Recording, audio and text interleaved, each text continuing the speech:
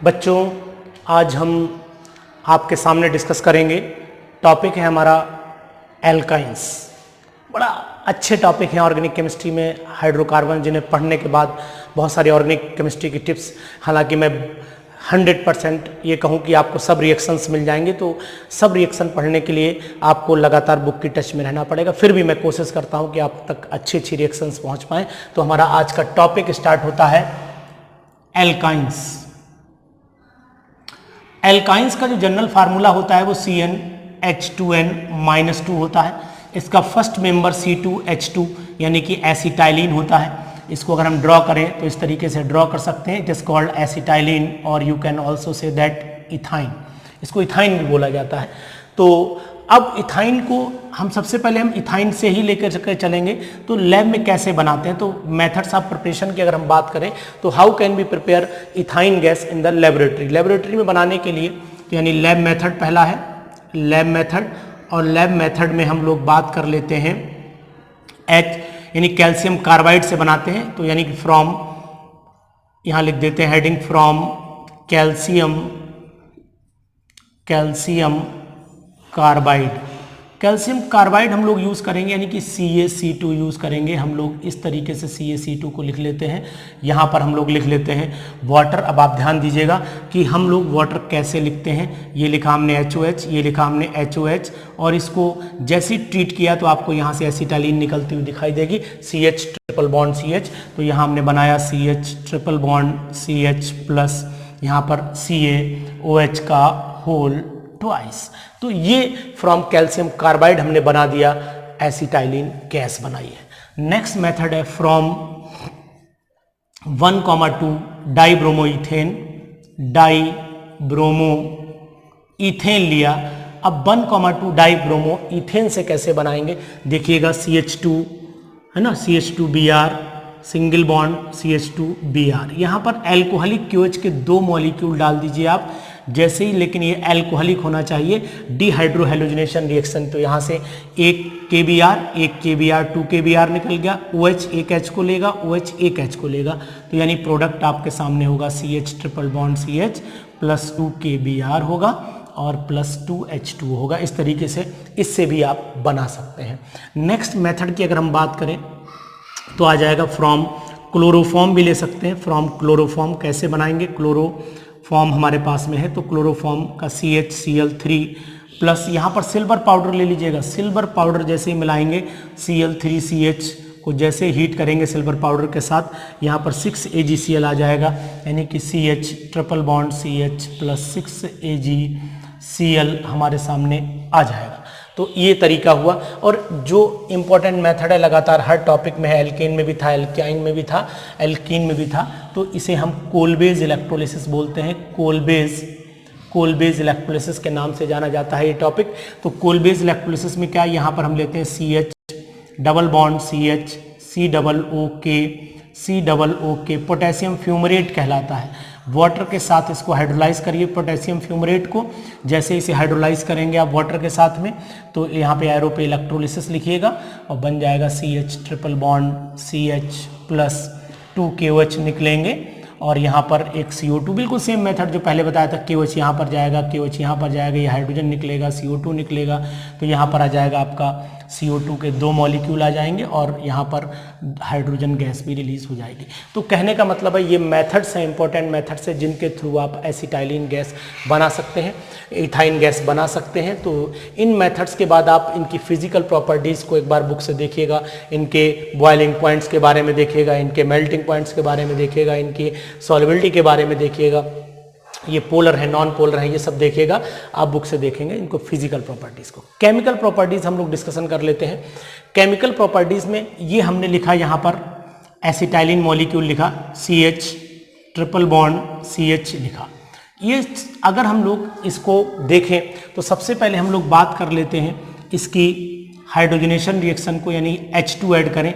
अगर H2 निकल की प्रेजेंस में हमने ऐड कर दिया, Ni निकल की प्रेजेंस में ऐड कर दिया 300 डिग्री सेल्सियस पर, तो पहले बनेगा CH2 डबल बॉन्ड CH2, और फिर उसके बाद फिर निकल और हाइड्रोजन टेम्परेचर 300 डिग्री सेल्सियस फिर बन जाएगा CH3 सिंगल बॉन्ड CH3। यानी कहने का मीनिंग ये है कि हाइड्रोजनेशन पर ये रिएक्शन इथेन पे रुकेगी। इससे पहले मैं आपको बता चुका हूं, अगर आपने लिस्ट में लिंडलार कैटालिस्ट डाल दिया, PDBSO4 भी लेते हैं, CaCO3 भी लेते हैं, दोनों में से कोई भी डाल दीजिए तो CH2 डबल बॉन्ड CH2 पर ही रिएक्शन रुक जाएगी। ये एक यहाँ पर selectivity and activity of catalyst एक टॉपिक है, वो कंसीडर किया जाता है, इस बात का ध्यान रखिएगा। तो यहाँ पर मैं आपको एक चीज और बताना चाहता हूँ कि अगर आप अनसिमेट्रिकल एल्कीन, जैसे मान लीजिए आपने ये तो एग्जाम्पल आपने एसिटाइलिन का लिया, एसिटाइलिन से आपने ये प्रोडक्ट बनाए, इसको ध्यान दें।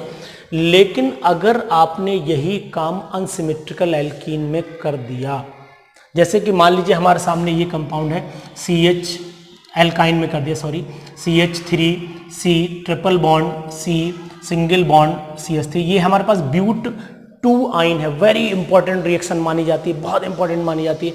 अगर ब्यूट 2 आइन है और इसमें हमने हाइड्रोजन का एडिशन कर दिया लिंडलार कैटालिस्ट यानी कि PDCaCO3 या BaSO4 की प्रेजेंस में कर दिया, तो हाइड्रोजन ऐड हो जाएगा और प्रोडक्ट आपके सामने होगा CH3C, यहाँ पर H डबल बॉन्ड, यहाँ पर H और यहाँ पर CH3 आ जाएगा।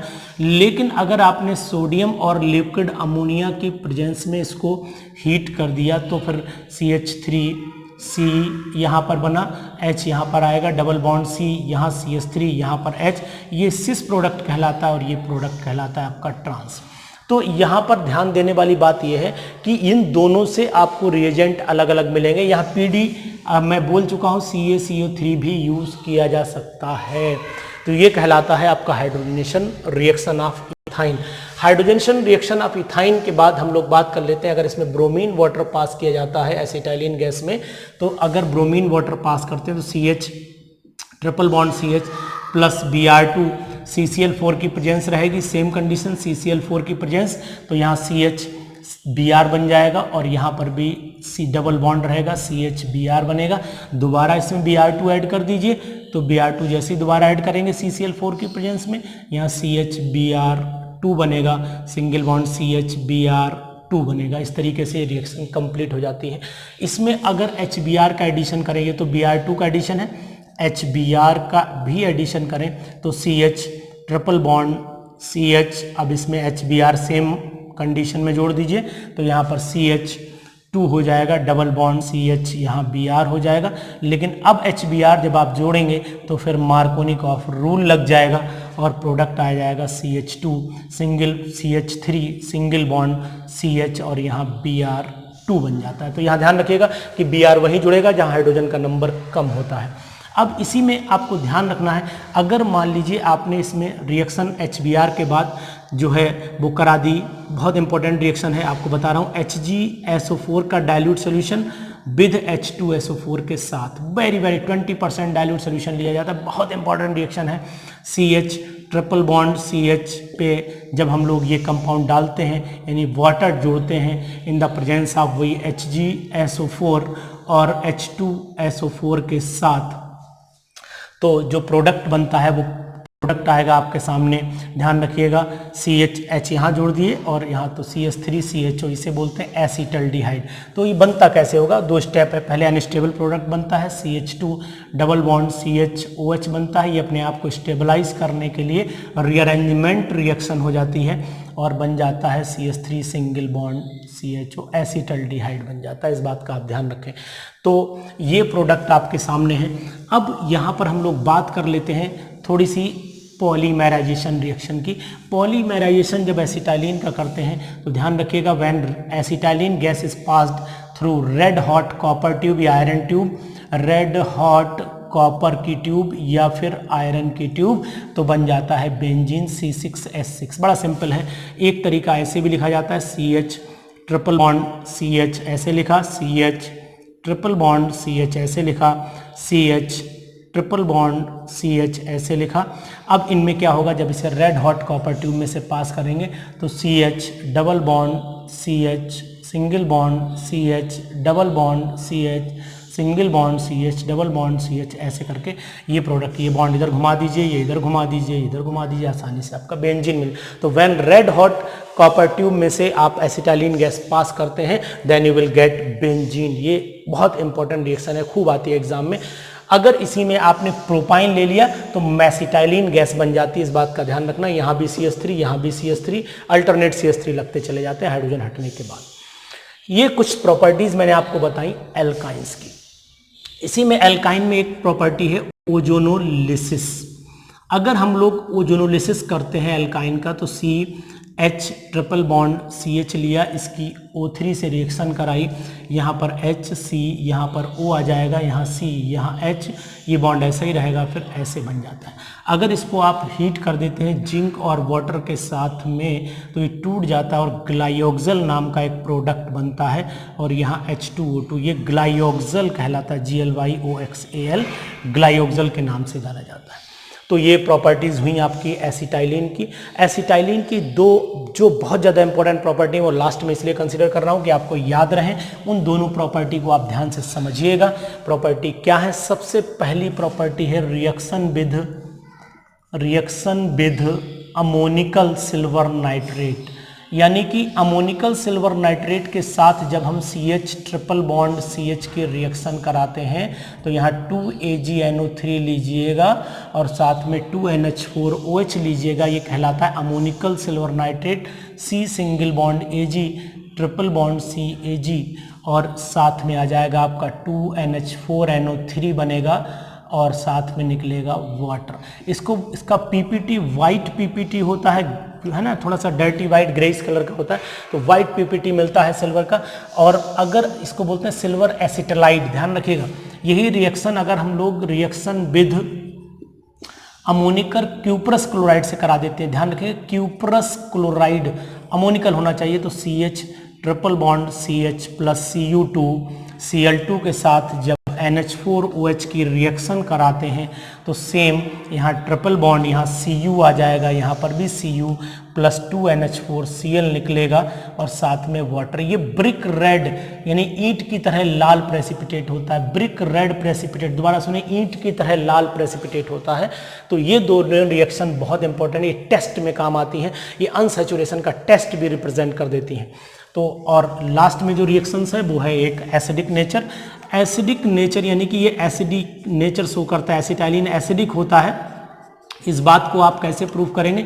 अगर सोडियम मेटल से रिएक्शन करा दें तो HC ट्रिपल बॉन्ड C, यहाँ पर Na और हाइड्रोजन हाफ H2 निकाल दीजिए, तो जहाँ पर हाफ H2 निकलेगा दोबारा कराइए तो ये डाई सोडियम एसिटालाइड बनेगा, इसमें मोनोसोडियम एसिटालाइड है। तो ये रिएक्शन ये रिप्रेजेंट करती है कि यहाँ रिलीज होने वाला जो H पॉजिटिव है वो एसिडिक कैरेक्टर रिप्रेजेंट कर रहा है इसका।